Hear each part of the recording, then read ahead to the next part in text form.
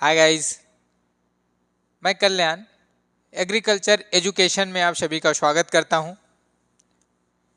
आज की टॉपिक है तना, जिसको हम लोग बोलते हैं स्टेम।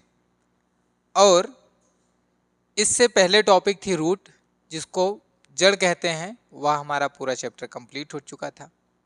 स्टेम में आज हम लोग पढ़ेंगे स्टेम की परिभाषा यानी कि डिफिनीशन क्या होती है, स्टेम के फंक्शन यानी कि उसके कार्य क्या होते हैं, स्टेम के टाइप्स यानी कि उसके कितने कितने प्रकार के होते हैं, तथा मॉडिफिकेशन यानी कि स्टेम के रूपांतरण। एंट्रेंस एग्जाम लेवल का और एकेडमिक लेवल का दोनों बहुत ही मोस्ट इंपॉर्टेंट है। तो आइए पहले हम देखते हैं स्टेम का विकास कहाँ से होता है। तो इससे पहले सीड वाले चैप्टर में हम लोग देखे थे कि सीड है, सीड के एम्ब्रियो से, किससे,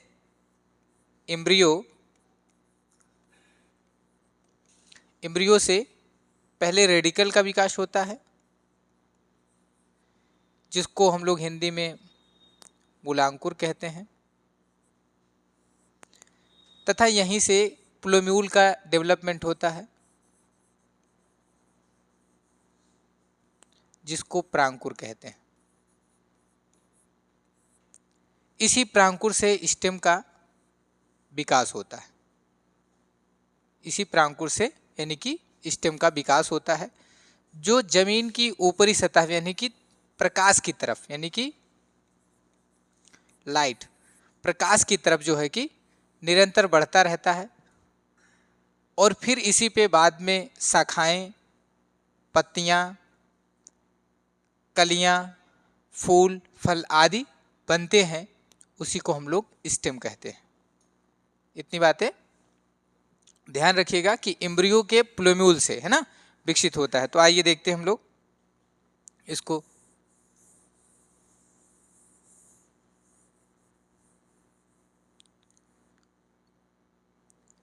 परिभाषा में देखिए कि भ्रूण के प्रांकुर से, भ्रूण के प्रांकुर से तने का विकास होता है,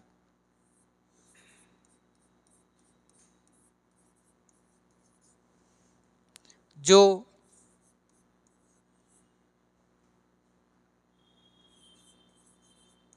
प्रकाश की तरफ या प्रकाश की ओर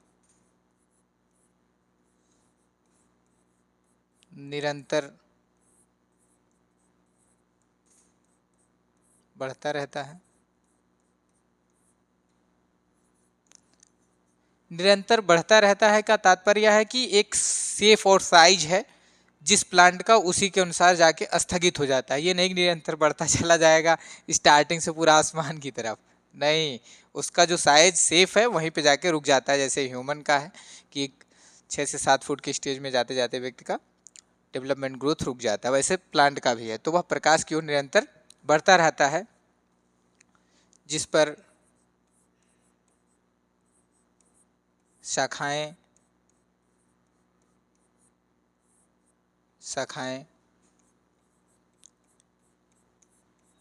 पत्तियां, कलियां, फूल, फल आदि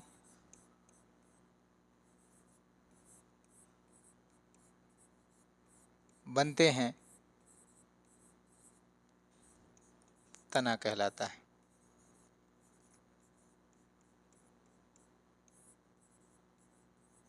ठीक है, तो हम लोग पढ़ें कि भ्रूण एम्ब्रियो से, एम्ब्रियो के प्लोम्यूल से विकसित होता है, जो प्रकाश की तरफ यानी कि भूमि की ऊपरी सतह की तरफ निरंतर बढ़ता रहता है।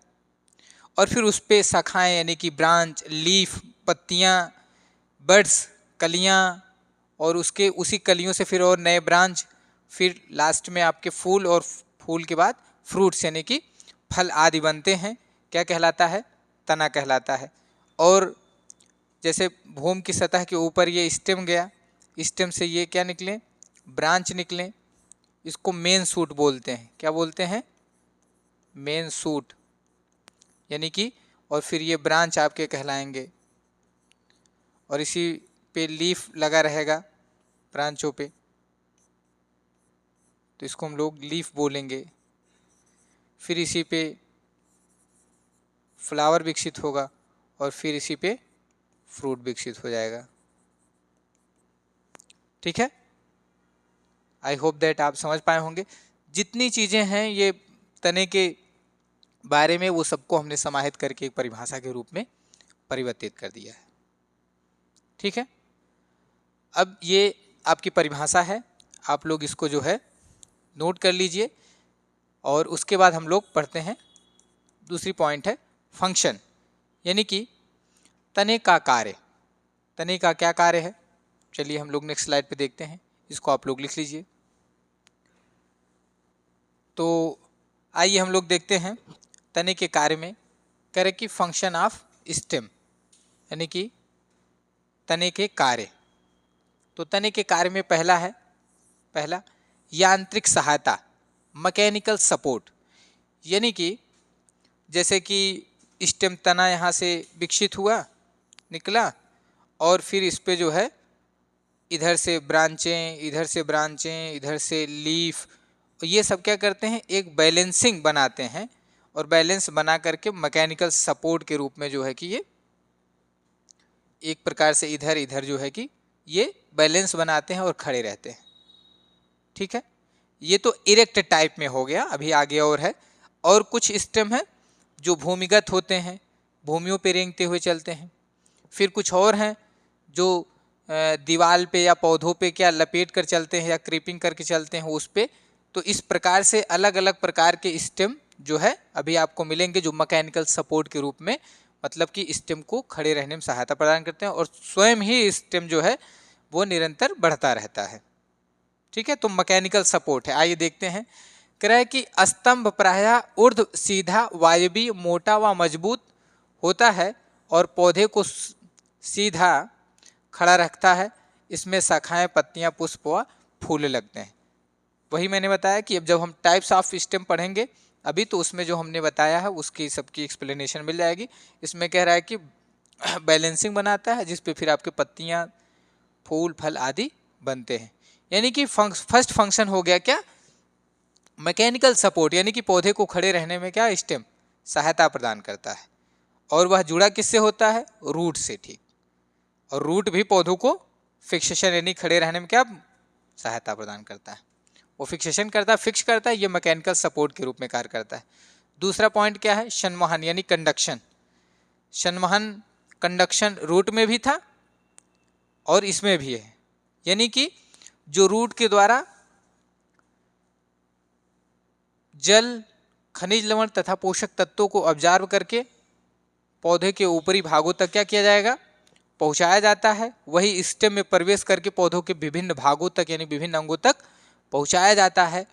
और फोटोसिंथेसिस द्वारा जितने भी पत्तियों द्वारा भोजन बनाए जाते हैं उनके द्वारा भी ये जाइलम के द्वारा यानी कि फ्लोएम के द्वारा रूट तक यानी कि पौधे के विभिन्न भागों तक पहुंचाए जाते हैं, है ना। तो ये कंडक्शन यानी कि संवहन, ढोने का कार्य करते हैं। जैसे देखिए, स्तंभ जड़ द्वारा अवशोषित किए गए जल व खनिज तत्वों को पौधे के सभी भागों को स्थानांतरित करता है।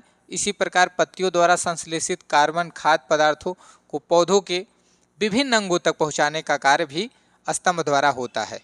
स्तंभ की कोशिकाएं जल एवं खाद्य पदार्थों के ऊपर व नीचे की दिशा में स्थानांतरित के लिए उपयुक्त है। वही मैंने जो बताया आपको कि जल, खनिज लवण और पोषक तत्वों का और फोटोसिंथेसिस द्वारा बनाए गए भोज्य पदार्थों का क्या संवहन, कंडक्शन करना, एक हर पौधे के विभिन्न भागों तक पहुंचाने का कार्य किया जाता है। ठीक है, 2 पॉइंट आप लोग को समझ में आया होगा। फिर तीसरा कह रहा है कि खाद्य पदार्थों का संचयन, फूड स्टोरेज।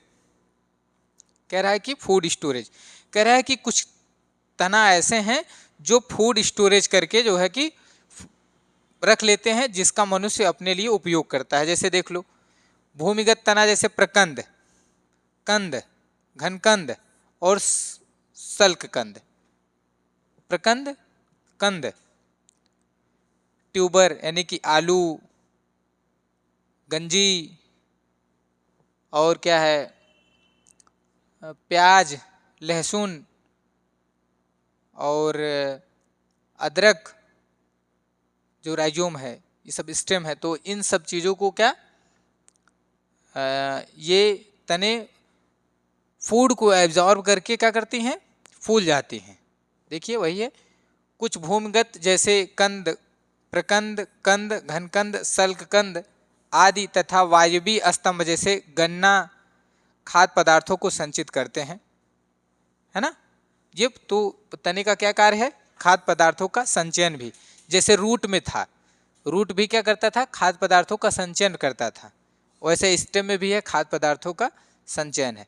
तो ये दोनों बात जो है कि आपको मेन एग्जामिनेशन पे बहुत डिस्टर्ब करेगा, जो एक एक नंबर के क्वेश्चन एंट्रेंस एग्जामिनेशन पूछे जाते हैं कि इसमें से रूट कौन सा है और स्टेम कौन सा है। जैसे मॉडिफिकेशन आप रूट हम लोग पढ़ें तो रूट में जो जो चीज़ें मिली हैं उन चीज़ों को छोड़ करके और स्टेम में अभी जो चीज़ें मॉडिफिकेशन मिलेंगी, दोनों में बहुत डिफरेंस है और दोनों को ध्यान रखिएगा। एग्जामिनेशन में वही पूछता है कि यह रूट है कि या स्टेम है, ये बहुत मोस्ट इंपॉर्टेंट है। इसलिए दूसरे पॉइंट से आप जो है कि तीसरे पॉइंट से समझिएगा कि खास खाद्य पदार्थों का संचयन यानी कि फूड स्टोरेज जो होता है, ठीक है। फोर्थ है आपका जल संचयन, वाटर स्टोरेज। क्या है, वाटर स्टोरेज। तना क्या करता है, जल को संचित करके रखता है, आवश्यकता कमी पड़ने पे फिर अपने आप को सप्लाई करता है। आइए देखते हैं। कह रहा है कि मरुद्धि आवासों के अनेक पौधों के स्तंभ में संश्लेषणकीय पदार्थ यानी मुसिलेजीनस सब्सटेंस पदार्थ पाया जाता है जो अत्यंत शुष्क दशाओं के लिए पर्याप्त जल अवशोषित कर लेता है, जैसे नागफनी। नागफनी आप लोग देखे हो, तो नागफनी जो है स्टेम जो होते हैं मोटे होते हैं, मांसल होते हैं, उनके अंदर क्वालिटी है कि वह क्या करते हैं, जल को अवशोषित करके रख लेते हैं मरुस्थली और बहुत लंबे समय तक अपने आप को वो जीवित रखते हैं, ठीक है।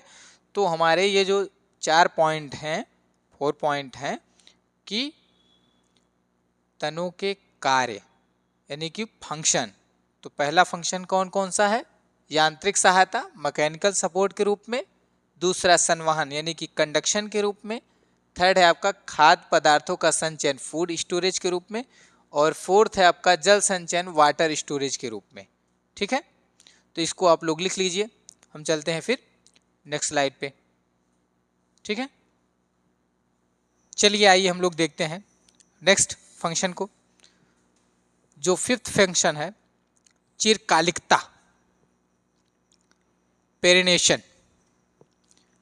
चिरकालिकता और पेरिनेशन मतलब ये है, जो ट्यूबर हैं, राइजोम है, वो क्या है कि स्टेम है और स्टेम कुछ समय के लिए डोरमेंसी स्टेज में चला जाता है, यानी कि विपरीत परिस्थिति होने पे यह जर्मिनेशन नहीं करता है तथा अनुकूल परिस्थिति होने पे वह जर्मिनेट कर जाता है। जैसे आलू की बुआई अभी 1 से 1.5 महीने पहले यानी कि अक्टूबर नवंबर में स्टार्ट की गई और फिर उसकी खुदाई करने के बाद वह देखेंगे कि जर्मिनेट नहीं होगी, कुछ समय के लिए रेस्टिंग स्टेज में चली जाएगी, फिर यह अक्टूबर नवंबर आते समय फिर वह जर्मिनेट हो जाएगी। जो फैब्रिक खुदाई के बाद जो मार्च अप्रैल मई जून तक ये जो स्टेज है, इसमें जो है कि आलू जर्मिनेट नहीं होता है, वो क्या होता है कि डोरमेंसी स्टेज में चला जाता है, यानी प्रसुप्ता अवस्था में, एक्टिव नहीं होते हैं, फूड स्टोरेज करते तो हैं लेकिन जर्मिनेट नहीं होते। फिर वही अक्टूबर नवंबर आने पे वह क्या होते हैं, अनुकूल परिस्थिति आने पे जर्मिनेट होने लगते हैं। इसी को हम चिरकालिकता बोलते हैं, पेरिनेशन बोलते हैं इसी को, ठीक है। बात समझ में आई? तो आइए देखते हैं। प्रकंद, कंद, घनकंद आदि भूमिगत तने भोजन संचय करने के अतिरिक्त चिरकालिकता के रूप में भी कार्य करते हैं, वही जो डोरमेंसी स्टेज। आगे देखिए, प्रतिकूल परिस्थितियों में ये स्तंभ प्रसुप्त अवस्था में यानी कि प्रसुप्त अवस्था में रहते हैं, यानी कि जर्मिनेट नहीं होते हैं अपने प्रसुप्त अवस्था में। जैसे आप जो है कि स्लीप हो जाते हो, रात में 6-7 घंटे सो जाते हो, कुछ पता नहीं रहता, और फिर अनुकूल परिस्थिति आने पे सुबह उठ खड़े हो जाते हो, ठीक वैसे ही ये। फिर परंतु अनुकूल परिस्थितियों मिलने पर सल्क पत्रों के कक्ष में उपस्थित कक्षीय कलिकाएं अंकुरित होकर नया पौधा बनाती हैं। फिर आप देखते हो स्टेम कक्षस्थ कलिकाओं से फिर जो नया पौधा विकसित हो जाता है। पोटैटो का आप देखे होंगे, उसको जितनी कलिकाएं निकली होती हैं उतने टुकड़े उसको काट के लगभग 25 से 30 ग्राम का होता है और उसको जो है कि आप सोइंग कर देते हो। ठीक है, तो ये चिरकालिकता हुई, इसकी फंक्शन है स्टेम का। सिक्स है कायिक प्रवर्धन, वेजिटेटिव प्रोपेगेशन। कह रहा है कि स्तंभ यानी जो तना है इसका वायवीय भाग को हम क्या करते हैं, कट करते हैं और कट करके हम कहीं पे लगा करके नए पौधे का विकास भी कर लेते हैं इससे। उसी को बोलते हैं वेजिटेटिव प्रोपेगेशन यानी कि कायिक प्रवर्धन। देखिए स्तंभ के भूमिगत तथा वायवीय रूपांतरण कायिक प्रवर्धन में सहायक होते हैं। यानी भूमिगत यानी भूमि के अंदर भी और भूमि के बाहर वायवीय भागों पे भी उसको काट करके हम नए पौधे के रूप में बना लेते हैं स्टेम को। जैसे भूमि के अंदर भूमिगत का मतलब पोटैटो, टर्मरिक, जिंजर यानी अदरक, ये भूमिगत हैं। भूमि के नीचे इनको उठाकर हम कहीं पे लगा करके नए पौधे का विकास कर सकते हैं। और भूमिगत के ऊपर आप देख रहे हो कि कटिंग, बडिंग, ग्रेफ्टिंग, कटिंग के द्वारा भी हम नए पौधे का विकास करते हैं, यानी कि स्टेम से नए पौधे का विकास भी होता है। फिर आइए प्रकाश संश्लेषण, फोटोसिंथेसिस। फोटोसिंथेसिस भी इसका एक फंक्शन है। जैसे देखिए शुष्क आवासों के पौधों वाष्पोत्सर्जन द्वारा जल की हानि को रोकने के लिए पत्तियां गिरा देते हैं। क्या करते हैं, जहाँ पे मरुस्थलीय वाले सीजन में या तो जब गर्मी का मौसम तेज हो जाता है तो उस समय आप लोग देखते हैं कि जब लू और ज़्यादा गर्मी होती है तो पानी को सेव करने के लिए पतझड़ का मौसम आ जाता है, इसलिए वो पत्तों को गिरा देती हैं। इन पौधों में स्तंभ चपटा व पर सुदृढ़ हो जाता है। जैसे प्रणाभ स्तंभ, प्रणाभ पर्व आदि में ये ही प्रकाश संश्लेषण भी करते हैं, यानी कि जिनके स्टेम चपटे हो जाते हैं उसी प्रकार से ये स्टेम द्वारा प्रकाश फोटोसिंथेसिस की प्रक्रिया कर लेते हैं। जैसे कि आप देखते होंगे गिलोय पढ़े थे जिसपे प्रकाश संश्लेषण फोटोसिंथेसिस होता था। सिंघाड़ा जिसपे हम लोग पढ़े थे फोटोसिंथेसिस होता था। हरे होने के कारण भोज्य पदार्थ भी बनाते हैं। इसी कैटेगरी में ये 7 प्रकार के इसके फंक्शन है स्टेम। तो प्रकाश यानी कि तने की परिभाषा, तने के फंक्शन, ये 2 टॉपिक आपके कंप्लीट हुए। तो दोनों टॉपिक्स में आप जो पढ़े हैं फंक्शन को एक बार हम नाम से दोहरा देते हैं। इधर आपके 3 है और पहले स्लाइड पे हम लोग 4 पढ़े। तो फंक्शन में क्या है उसका, पहला मैकेनिकल सपोर्ट यानी कि उसको खड़े रहने में सहायता प्रदान करते हैं। इरेक्ट वाले तो ठीक ही बैलेंस बनाते हैं और जो क्रीपिंग वाले हैं वो एक दूसरे को सहारा प्रदान करते हैं। दूसरा है उसमें कंडक्शन यानी कि संवहन, खनिज पदार्थों को और भोज्य पदार्थों को पौधे के विभिन्न भागों तक पहुंचाने का कार्य हो जाता है। तीसरा फूड स्टोरेज, जो भोजन को ग्रहण करते हैं। फोर्थ है आपका वाटर स्टोरेज यानी कि जल का भी संचय करते हैं। फिफ्थ है पेरिनेशन यानी कि चिरकालिकता यानी प्रसुप्तावस्था में चले जाते हैं। फिर 6 है वेजिटेटिव प्रोपेगेशन और 7 है फोटोसिंथेसिस। तो इस प्रकार से जो 7 फंक्शन है वो स्टेम के आपके कंप्लीट हुए। अब हम लोग पढ़ेंगे कि टाइप्स ऑफ स्टेम, तनों के प्रकार कि तने कितने प्रकार के होते हैं। आइए हम लोग देखते हैं नेक्स्ट स्लाइड पे। तो आइए हम लोग पढ़ते हैं टाइप्स ऑफ स्टेम यानी कि तनों के प्रकार। टाइप्स ऑफ स्टेम यानी कि तनों के प्रकार। तो तने जो होते हैं वो 2 प्रकार के होते हैं। कितने प्रकार के होते हैं? 2 प्रकार के होते हैं। पहला जो होता है प्रबल या ऊर्ध्व शीर्ष स्तंभ, जिसको हम लोग बोलते हैं इरेक्ट स्टेम, ऊर्ध्वाधर या ऊर्ध्व शीर्षक, और या तो उसको बोलते हैं इरेक्ट स्टेम। इरेक्ट का मतलब भूमि की सतह से ऊपर सीधे अपने आप बैलेंस बनाते हुए खड़े हो जाएं, उसको हम लोग बोलते हैं इरेक्ट। जैसे आम, अमरूद, पपीता, नींबू, जितने भी आप भूमि की सतह से ऊपर देखते हैं जो अपने आप पौधे बैलेंस के रूप में खड़े होते हैं उसको हम लोग इरेक्ट स्टेम के रूप में जानते हैं। ठीक है, यानी कि इरेक्ट स्टेम। और दूसरा होता है दुर्बल स्तंभ यानी कि वीक स्टेम। दुर्बल स्टेम, जो वीक स्टेम होता है वह अपने आप बैलेंस बना के खड़ा नहीं होता है, उसके लिए सहारे की आवश्यकता होती है। क्या होती है? सहारे की आवश्यकता होती है। यह भूमि पे रेंगते हुए चलेगा, या किसी दीवार की सहारा उसको चाहिए, या किसी पौधे का सहारा चाहिए।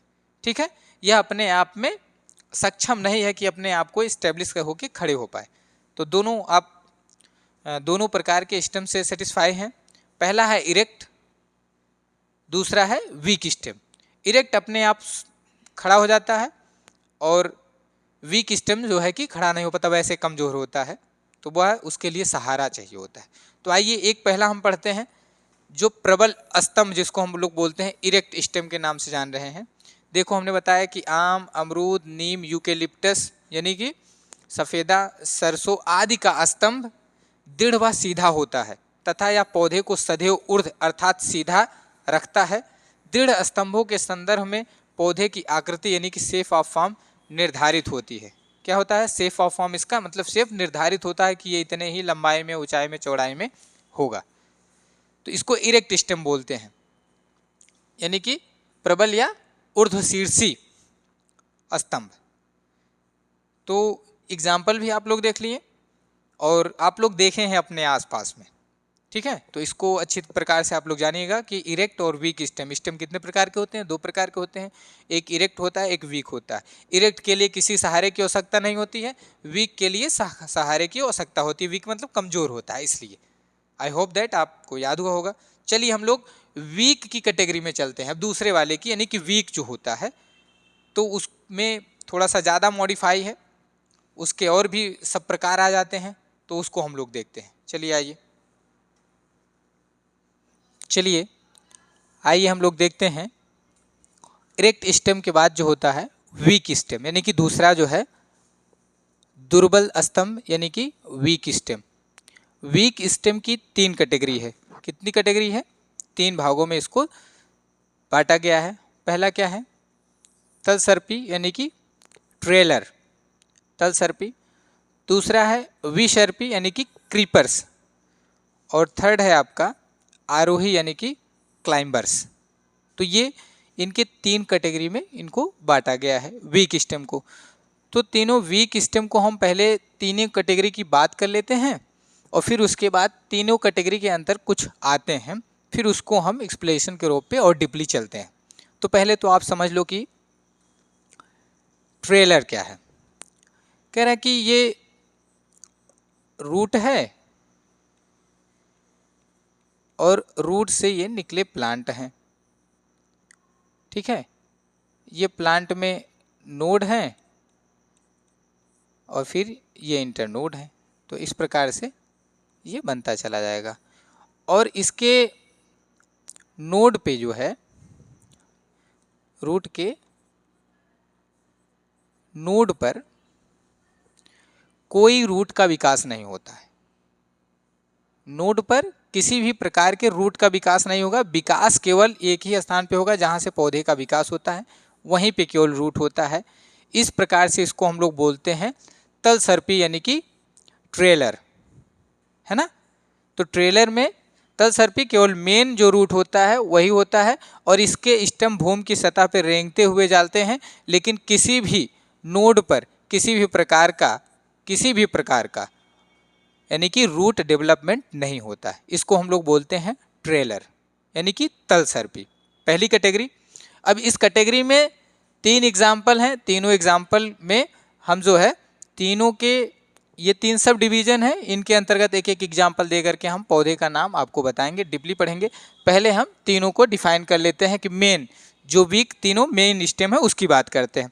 तो पहला तलसर्पी जिसमें केवल मेन रूट होता है, उसके बाद वो भूमि की सतह पर रेंगते हुए चलता है और उसमें किसी भी प्रकार के नोड पे रूट विकास नहीं होता है। दूसरा होता है हमारा क्रीपर्स जिसको बोलते हैं यानी कि बिसर्पी। बिसर्पी में क्या है कि नोड का तो विकास होता है यानी कि मेन सूट से, और फिर इसमें जो हमारे स्टेम का विकास होता है, यानी कि भूमि की सतह पे ऊपर चलते हैं, इनके हर नोड पर रूट का विकास हो जाता है और रूट का विकास होकर के हर स्थान पे ये नए पौधे के रूप में बन जाते हैं। जैसे आप लोग देखे होंगे दूब घास,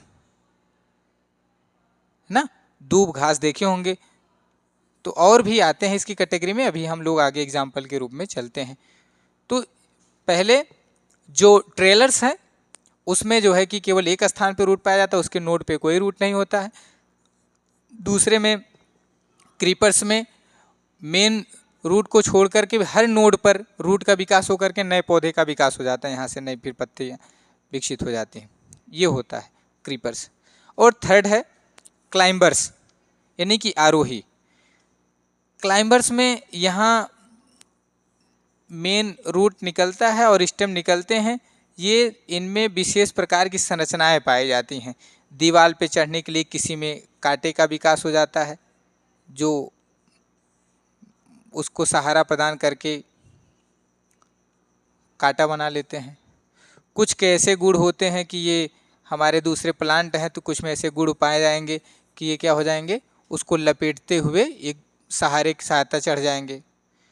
कुछ में ऐसे होंगे कि कुछ पौधे निकले होंगे, पौधों के मेन शूट से यानी कि एक्जेलरी बर्ड से इस प्रकार के ऐसे संरचनाएं निकलती हैं जो ये लपेटती हैं और पौधा ऊपर की तरफ बढ़ता जाता है। जैसे मटर में देखे होंगे, सरसों के खेत में मटर देखे होंगे, तो मटर ऐसे सरसों पे लपेटते हुए, टिंडर जिसको हम बोलते हैं, वो लपेटते हुए ऐसे चला जाता है।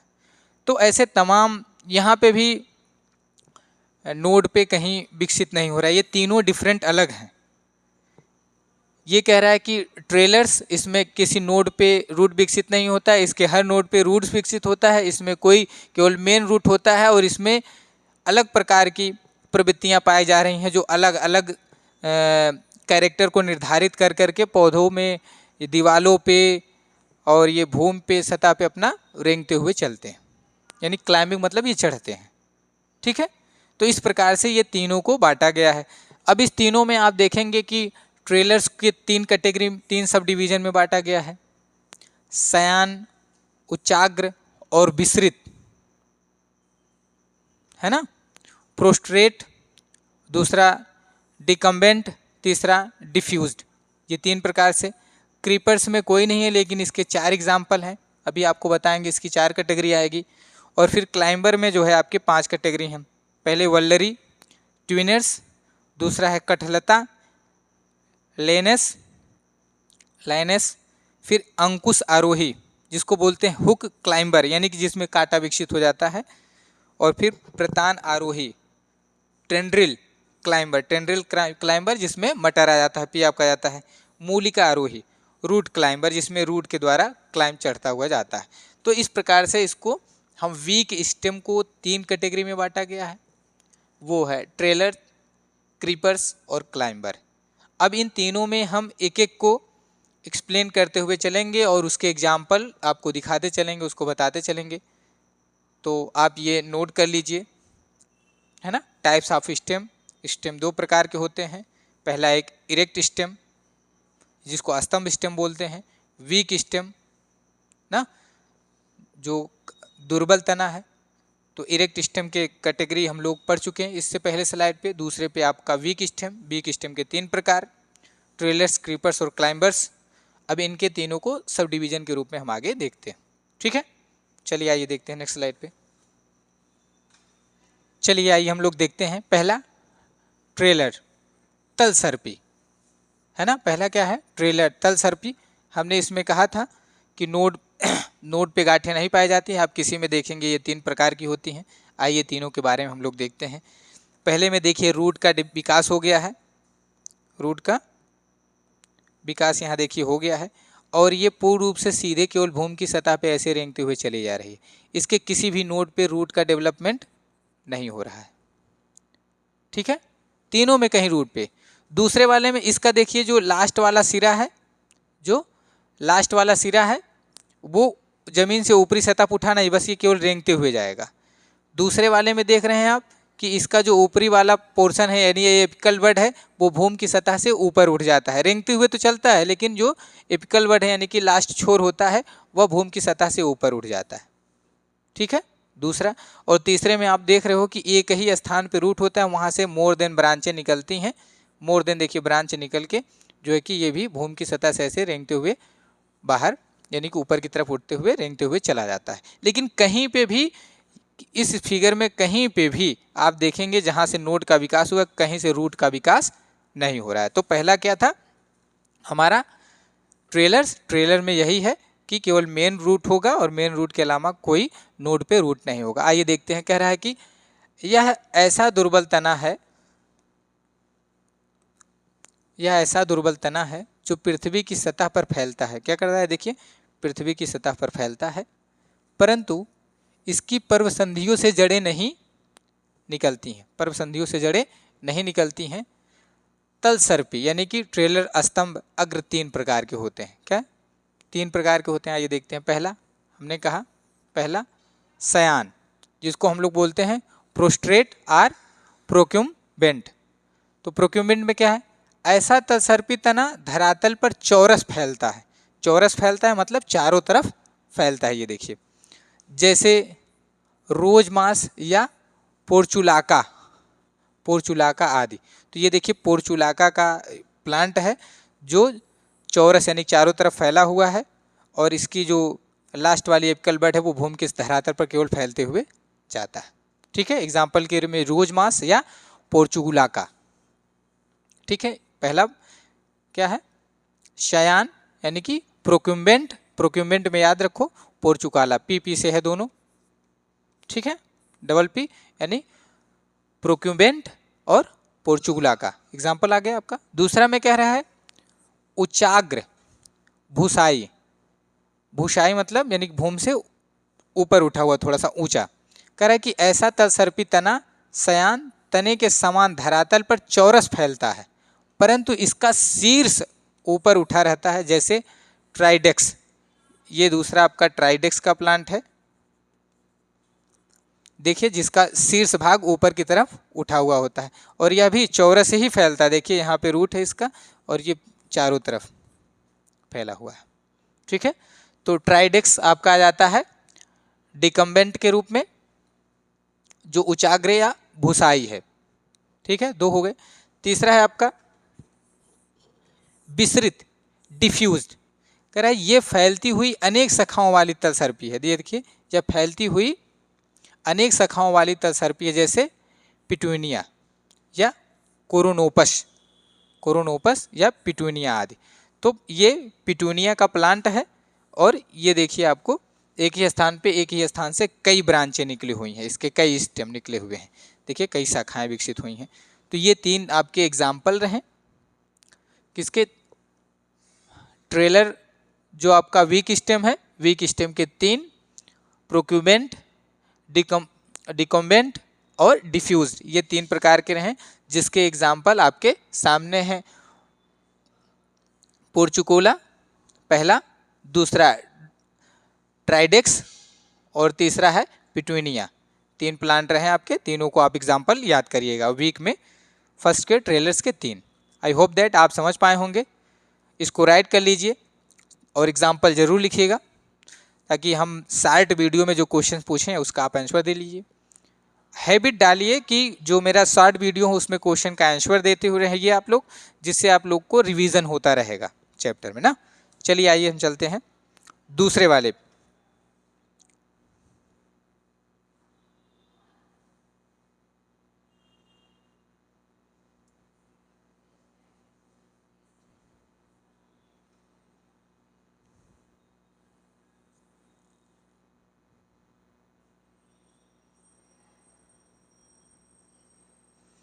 तो दूसरा है क्रीपर्स। क्रीपर्स में आइए देखिए, कह रहा है कि ये धरातल पर रेंगते हुए दुर्बल तने हैं, दुर्बल तने हैं, लेकिन इनकी प्रत्येक पर्वसंधि से, प्रत्येक पर्वसंधि से यानी कि नोड से जड़ें निकलती हैं। ये कई प्रकार के होते हैं, जैसे ऊपरी भूस्थारी, ऊपरी भूस्थारी जिसको हम लोग बोलते हैं रनर। क्या बोलते हैं, रनर। ठीक है, रनर में जो आ जाता है आपका साइनोडॉन है। ये क्या है, साइनोडॉन।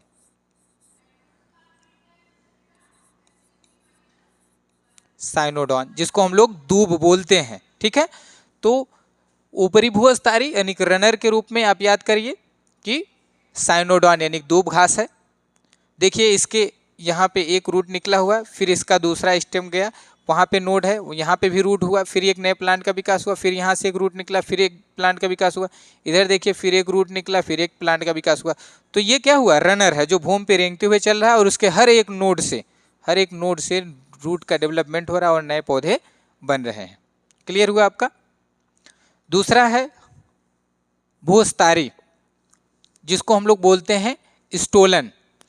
इसमें अरबी और कोलोकेशिया दोनों आते हैं। तो ये स्टोलेन है, स्टोलेन में ये कोलोकेशिया है। ठीक है, इसमें आप लोग एग्जाम्पल में लिख लीजिएगा कोलोकेशिया, ये कोलोकेशिया की एग्जाम्पल है।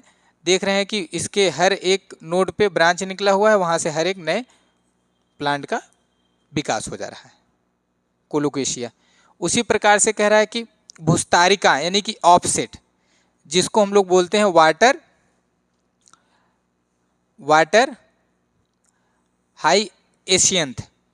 हाइसियंथ जिसको बोलते हैं। देखिए ये ऑफसेट प्लांट है आपका, वाटर हाइसियंथ बोलते हैं, हायासियंथ। और ये इसको हम लोग जिसको हिंदी में बोलते हैं जलकुंभी, क्या बोलते हैं, जलकुंभी। देखिए इसके ऐसे बढ़ता जाता है, हर नोड से एक क्या रूट डेवलपमेंट हो रहा है और हर एक नोड से देखिए क्या है, रूट विकसित हो रहा है और नए पौधे पूरे तालाब में इस प्रकार से जलकुंभी फैल जाती है। फिर है आपका नेक्स्ट है अंतः भूस्थारी, जिसको हम लोग सकर्स बोलते हैं ना, जिसको एक्सपेरिमेंट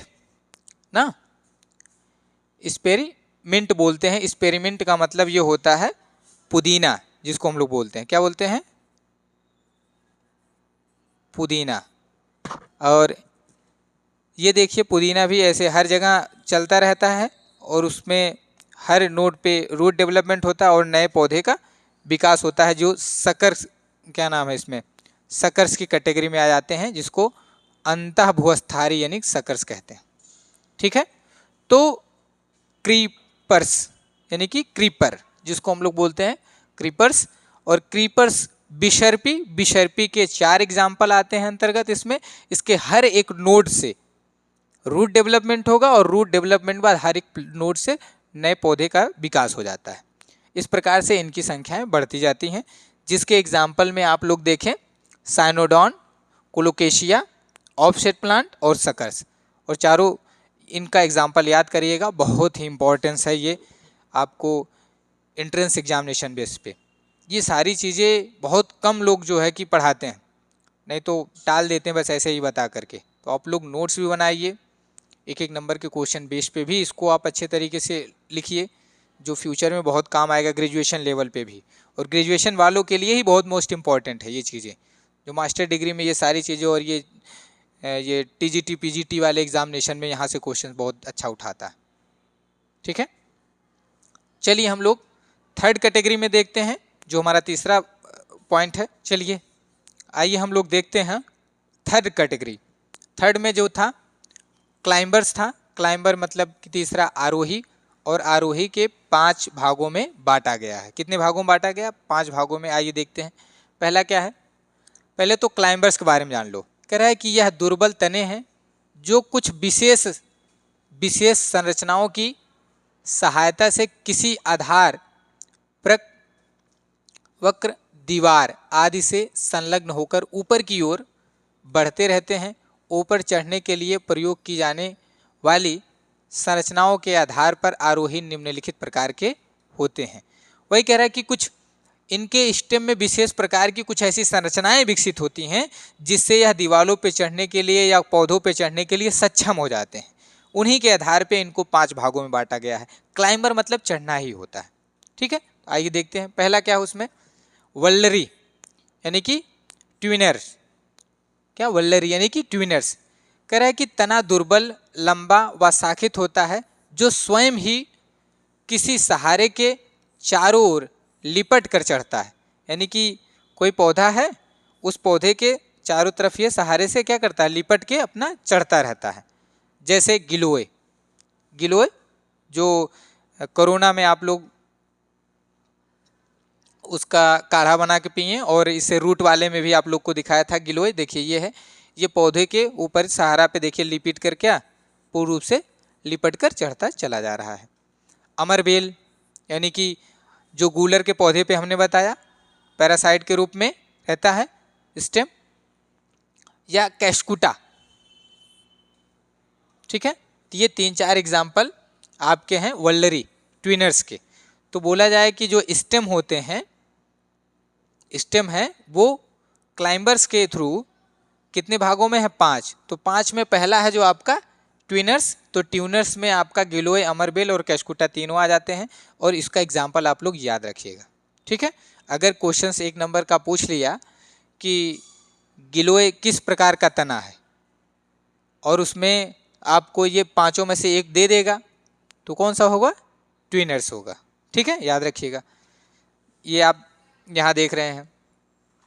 दूसरा है कठलता यानी कि लाइनस, कठलता लाइनस, जिसमें है ये लंबे दुर्बल बहुवर्षीय यानी कि बहुत समय तक बहुवर्षीय तने बाद में काष्ठीय यानी कि वुडी, काष्ठी बाद में ये कहते हैं लकड़ी के रूप में परिवर्तित हो जाते हैं, उसका लकड़ी भी काम में आता है, वुडी हो जाते हैं, जो वल्लरी के समान सहारे यानी कि सपोर्ट के चारों ओर लिपट कर ऊपर चढ़ते हैं, जैसे बोहिनिया, क्या है?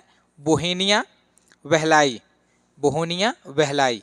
बोहनिया वहलाई एक पौधा है जो क्या है? ट्विनर्स यानी कि वल्लरी की तरह ही है, इसको भी सपोर्ट की आवश्यकता होती है। तो पहले फिगर्स में आपका जो ये पहला फिगर्स है इसमें आपका गिलोय है, गिलोय, ठीक है, गिलोय है। और दूसरे में है बोहनिया वहलाई, ये बोहनिया वहलाई है, ये भी देखिए किसी सपोर्ट के सहारे वो भी चढ़ रहा है। यानी कि ट्विनर्स और लाइनस दोनों एक ही हैं, लेकिन यह 1 वर्षीय या कुछ समय के लिए यह बहुवर्षीय और बाद में एक काष्ठी हो जाता है, वुडी हो जाता है, हार्ड हो जाता है। बस दोनों में इतना डिफ्रेंशिएशन है, ठीक है, लकड़ियों के रूप में मोटे परिवर्तित हो जाता है। आई होप दैट आप ये समझ पाए होंगे। चलिए इसको लिख लीजिए, हम लोग चलते हैं नेक्स्ट स्लाइड पे। चलिए आइए हम लोग तीसरे प्रकार का अध्ययन करते हैं। ये क्या है? अंकुश आरोही यानी कि हुक क्लाइंबर्स। हुक क्लाइंबर्स का मतलब इन पौधों में यानी कि कांटों का विकास हो जाएगा, जो कांटे हुक के रूप में काम करेंगे। वैसे आसपास आप ये फ्लावर को देख के पहचान रहे होंगे, यहाँ पे देखिए कांटे का विकास हुआ है जो आपकी दीवारों पे लगे होते हैं, और ये दीवार इसी पे दीवारों की सहायता से रुके होते हैं, लोग अपने बाउंड्री के आसपास लगाते हैं, है ना। ये देखिए उसकी दूसरी ब्रांच है, ये देखिए कांटे बड़े बड़े आपको यहाँ से दिखाई दे रहे हैं, यही हुक के रूप में ये फंसते रहते हैं दीवारों पे, और ये दीवारों की सहायता पे पहले फ्लोर दूसरे फ्लोर पे ऐसे ऐसे चढ़ के घरों की शोभा बनाते हैं, ठीक है। तो आइए देखते हैं इसको। कह रहा है कि कुछ दुर्बल पौधे में प्रायः कच्छस्थ कलिका के रूपांतर से कंटक, कंटक स्पाइंस यानी कि कांटा जिसको बोलते हैं स्पाइंस बन जाते हैं, और ये मुड़े हुए होते हैं। क्या होते हैं? मुड़े हुए होते हैं। देखिए मैंने बताया मुड़े हुए होते हैं, अतः इन्हें अंकुश यानी कि हुक कहते हैं। क्या बोलते हैं इसको? हुक बोलते हैं। अंकुश दूसरे पौधों या अन्य किसी आधार यानी कि दूसरा अगर पौधे पे इसको लगाया जाए तो पौधे के सहारा से, या दीवार हो तो दीवार की सहायता से, क्या सपोर्ट में उलझ या अटक जाते हैं। ये क्या होते हैं? हुक, फंस जाते हैं पेड़ों में या दीवारों पे।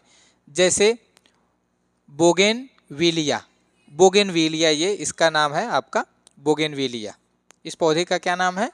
बोगेनविलिया, जो हम लोग अपने घरों के पास लगाते हैं, बाउंड्री के आसपास लगाते हैं, तो वो बोगेनविलिया। में अन्य उदाहरण जैसे गुलाब, रोज में बाह्य त्वचा पर तीक्ष्ण या वर्थ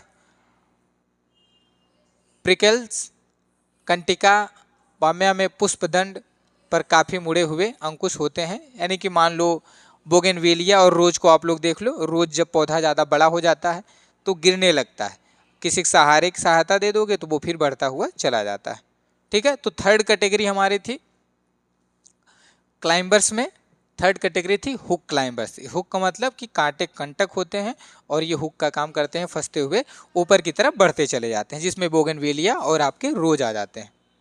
ठीक है, तो आई होप दैट आप समझ पाए होंगे। चलिए आइए देखते हैं हम लोग नेक्स्ट स्लाइड, इसको आप लिख लीजिए। चलिए आइए हम लोग देखते हैं फोर्थ टाइप जो इसमें आता है, यानी कि प्रतान आरोही। देखिए मटर के पौधों में यहाँ ऊपर शीर्ष पे निकला हुआ है, ये ऐसे गुच्छे के रूप में ऐसे मटर है ये, और सरसों के पौधों पे या उसमें कुछ और पौधे लगे हुए हैं तो उस पर निकल कर के ये क्या करते हैं, फंस जाते हैं। इसी को हम लोग बोलते हैं प्रतान, यानी कि टेंड्रिल। क्या बोलते हैं, टेंड्रिल, नहीं प्रतान यानी टेंड्रिल बोलते हैं। ये फंस जाते हैं और इसी के सहारे पौधे ऊपर यानी कि सरसों के ऊपर चढ़ते हुए चले जाते हैं। आप लोग देखे होंगे। तो आइए देखते हैं इसके बारे में। ये कहला ये पर्णहीन, पर्णहीन मतलब पत्ता इसमें नहीं होता है। सूत्रवत यानी कि सूत्र की तरफ देनी, धागे की तरफ, सूत्रवत। कुंडलित मतलब ऐसे ऐसे ना, मतलब स्प्रिंग की तरह कुंडलित, क्रमशः बढ़ती रहने वाली संरचनाओं जिन्हें प्रतान यानी कि टेंड्रिल कहते हैं। तो ये क्या है, टेंड्रिल मैंने जो आपको बताया टेंड्रिल कहते हैं, के द्वारा ऊपर चढ़ते हैं, ऊपर चढ़ते हैं, यानी कि टेंड्रिल यानी प्रतान किसी अंग का रूपांतर होते हैं तथा स्पर्श के प्रति संवेदनशील होते हैं, इसलिए ये सहारे के चारों ओर लिपट कर उन्हें पकड़ लेते हैं। ठीक है ना, जैसे झुमकलता या पैसीफ्लोरा में ये तने के रूपांतरण से अन्य दुर्बल तने के पत्तियों, वृंद अथवा शीर्ष के सहायता से ऊपर की ओर चढ़ते हैं, तो इन्हें पड़ आरोही लीफ क्लाइंबर्स कहते हैं। जैसे क्लीमेटिस, ग्लोरियोसा और मटर यानी पाइसम सटाइवम आदि में पाए जाते हैं। तो एग्जाम्पल के रूप में हमने केवल एक प्लांट लगाया है, पाइसम सटाइवम। तो आप लोग एग्जाम्पल में भी याद रखिएगा पाइसम सटाइवम यानी कि मटर। ठीक है, तो जो टेंड्रिल क्लाइंबर है उसमें पर्णहीन बिना पत्तों के, सूत्रवत यानी सूत्र की सहायता से, और कुंडलित जो मुड़ा हुआ होता है, ये जो है कि पौधों में जाके लपेट लेते हैं और लपेटने के बाद सहारे से पौधे को क्या करते हैं, निरंतर आरोही क्रम में बढ़ते रहते हैं। देखिए पूर्ण आरोही यानी क्लिफ क्लाइंबर्स के रूप में बढ़ते रहते हैं और पौधा बड़ा होता चला जाता है। तीसरी कैटेगरी में आप पाइसम सटाइवम यानी कि पी को याद रखिएगा। ठीक है, चलिए आइए हम लोग नेक्स्ट यानी लास्ट पांचवा पॉइंट याद करते हैं।